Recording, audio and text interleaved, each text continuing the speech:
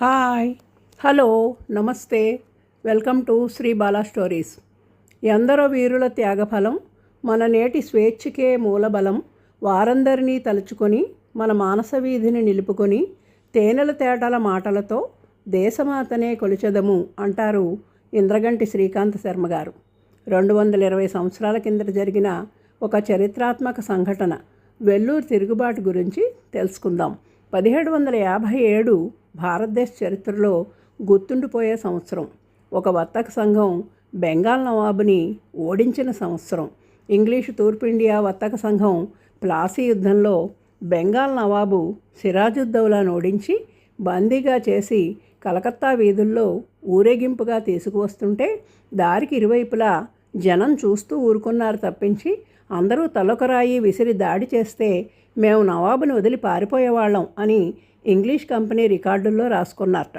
మరికొన్ని సంవత్సరాలకే 1764లో బక్సర్ యుద్ధంలో మొఘల్ చక్రవర్తిని, అయోధ్య నవాబుని, బెంగాల్ నవాబుని ఓడించి బెంగాల్, బీహార్, ఒరిస్సాల్లో పన్ను వసూలు చేసుకునే దివానీ అధికారం సంపాదించింది ఇంగ్లీష్ కంపెనీ.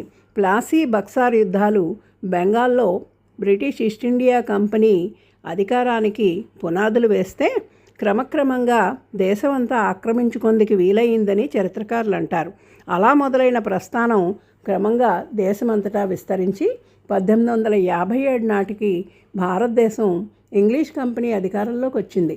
ప్రత్యక్ష అధికారంలో కొంత, విధేయులైన సంస్థానాధీశుల వల్ల మొత్తం మీద సార్వభౌమాధికారం అయ్యింది ఒక వర్తక సంఘం. దూరాలోచన లేనివారై తాత్కాలికాలైన ద్వేషాలను సాధించుకోవడానికి, తమ అత్యాశలను పూర్తి చేసుకోవడానికి పూనుకొని ఈ రాజులు, సర్దార్లు తమ శాశ్వతమైన స్వాతంత్రాన్ని కోల్పోయారు అని మాల్కామ్ అనే చరిత్రకారుడు అన్న మాటల్లో ఎంతో సత్యం ఉంది. అయితే ఇదేమీ అంత సులభంగా జరగలేదు. భారతీయులకి దేశభక్తి అంటే తెలియదు అని ఎద్దావా చేసిన ఇంగ్లీష్ వారికి వ్యతిరేకంగా జమీందారులు, రైతులు, గిరిజనులు, మతాధికారులు, సిపాయిలు తిరుగుబాట్లు చేస్తూ వచ్చారు. ఇంగ్లీష్ కంపెనీ తమ ఆయుధ బలంతో క్రూరంగా వీటిని అణిచేసింది. ఆనాడు భారతీయులు కంపెనీ ఉద్యోగాల్లో సిపాయిలుగా చేరి తమ దేశస్థులకే వ్యతిరేకంగా యుద్ధం చేసేవారు. అయితే వారి పరిస్థితి దుర్భరం అవడంతో వ్యతిరేక భావం పెరుగుతూ వచ్చింది. ఇంగ్లీషు సైనికులు అన్ని సౌకర్యాలు అనుభవిస్తుంటే భారతీయ సిపాయిల అధ్వాన స్థితిలో అవమానాలు పొందుతూ ఉండేవారు. 1780 అక్టోబర్ 3న సుబేదార్ షేక్ మహమ్మద్ ఖాన్ నాయకత్వంలో ఇంగ్లీష్ కంపెనీకి వ్యతిరేకంగా విశాఖపట్నంలో సిపాయిలు చేసిన తొలి తిరుగుబాటు అని చరిత్రకారులు అంటారు. 26 సంవత్సరాల తర్వాత అంటే 1806లో తమిళనాడులోని వెల్లూరులో సిపాయిలు తిరగబడ్డారు. ఇంగ్లీష్ కంపెనీ అప్పటికే ఆధిపత్యం సాధించడంతో సైనిక పునర్వ్యవస్థీకరణ పేరుతో కొత్త రకం దుస్తులు, మర్యాదలు, డ్రిల్లు బలవంతంగా ప్రవేశపెట్టింది.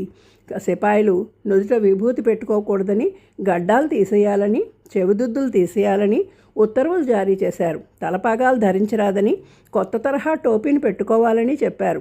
ఈ టోపీపై చర్మపు తురాయి ధరించాలి. ఇవన్నీ సిపాయిలకు ఎన్నో అనుమానాలు కలగజేశాయి. భారతీయ సిపాయిల పట్ల ఇంగ్లీష్ ఉద్యోగుల అగౌరవ ప్రవర్తన మానసికంగా వారిని అశాంతికి గురిచేసింది. టిప్పు సుల్తాన్ను హతమార్చాక అతని పరివారాన్ని వెల్లూరు కోటలో ఉంచారు. వారికి ఇవ్వాల్సిన భరణాల కింద చెల్లింపులు పెరిగిపోయాయని కోత విధించాడు అప్పటి Madras governor William Bentinck. Vellore వీధుల్లో సిపాయిల్ని మతం మార్చడమే ఇంగ్లీష్ వారి లక్ష్యమని ప్రచారం జరిగింది. టోపీలు ధరించడానికి నిరాకరించిన వారిని కొరడా దెబ్బలు కొట్టి శిక్షించారు. 1806 జూలై 9వ తేదీన రాత్రి కోటలో గానా బజానా జరిగింది. తెల్లవారుతుండగా అంటే 10వ తేదీన సిపాయిలు తుపాకులు పట్టి కావలవారిని, రక్షణాధికారిని చంపారు. కోట కమాండర్ కల్నల్ జాన్ పాన్కోర్ట్తో సహా కంపెనీకి చెందిన 200 మంది తెల్లవారిని హతమార్చారు. కోట బురుజుపై మైసూర్ ప్రభుత్వపు వ్యాఘ్ర చిహ్న పతాకాన్ని ఎగరేశారు. దోపిడీ చర్యలు, హత్యాకాండ జరగడంతో వార్త తెలిసిన ఆర్కాట్లోని ఈస్ట్ ఇండియా కంపెనీ దళాలు కల్నల్ రోలో గిలెస్సీ నాయకత్వంలో వెల్లూరు చేరుకుని దాదాపు 100 మంది సిపాయిల్ని అక్కడికక్కడే హతమార్చారు.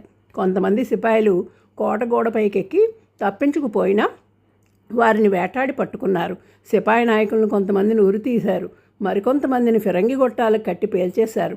దగ్గర 800 మంది సిపాయిలు ఈ సంఘటనలో ప్రాణాలు కోల్పోయారు. ఈ తిరుగుబాటు అనంతరం విభూది గడ్డాల మీద ఆంక్షలు తొలగించారు. టోపీలు ధరించడాన్ని రద్దు చేశారు. విలియం బెంటిక్ను మద్రాసు నుండి లండన్ పంపేశారు. వెల్లూరు సిపాయిల్లో అధిక సంఖ్యాకులు తెలుగువారే ఉన్నారు. ఈ విధంగా 220 సంవత్సరాలకి ముందు సిపాయిలు ధైర్యంగా ఇంగ్లీషు వారిని ఎదిరించడం ఓ గొప్ప విషయం. 1857 తిరుగుబాటుకు 50 సంవత్సరాల ముందు జరిగిన వెల్లూరు తిరుగుబాటు సాహసోపేతమైన ఒక ప్రధాన ఘట్టమని చెప్పచ్చు. దేశం కోసం ప్రాణత్యాగం చేసిన వీరులందరికీ నివాళులర్పిద్దాం. Thank you. Please like, share and subscribe.